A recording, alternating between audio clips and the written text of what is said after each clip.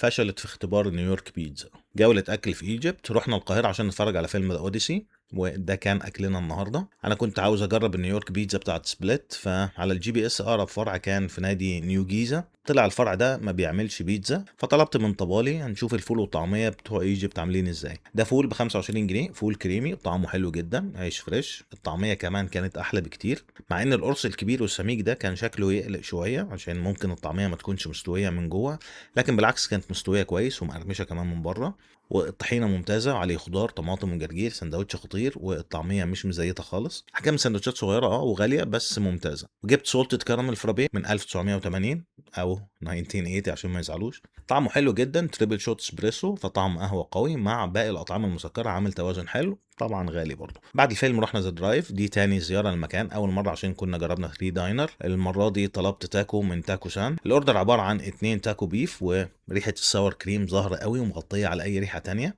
ده شكله حجم التاكو، لحمه شريدد، طعمها خطير وفيها طعم تدخين حلو مع ساور كريم وبصل احمر مخلل، كرومب ابيض، طعم جامد. بس الساور كريم كانت كتير بالنسبه لي، انا افضل ان هي تقل شويه، فلو هطلبه تاني ممكن كمان اطلبه من غير كريمه حامضه خالص.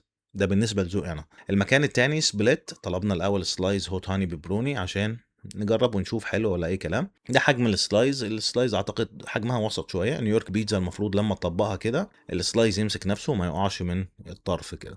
بس العجينه خطيره، عجينه رقيقه ومقرمشه شويه، البيبروني خطير وصلصه ممتازه، واضافه الهاليبينو والهوت هاني عاملين طعم حلو جدا. طلبت سلايز كمان مارجريتا، برضو كانت ممتازه، وهنا كمان باين طعم الصلصه اكتر. هي اي نعم غاليه بس خطيره بصراحه. واخر مكان قبل ما نرجع القاهره كان كايزو، بس ده هنعمله في فيديو لوحده عشان التجربة كانت نص نص الصراحة. سلام.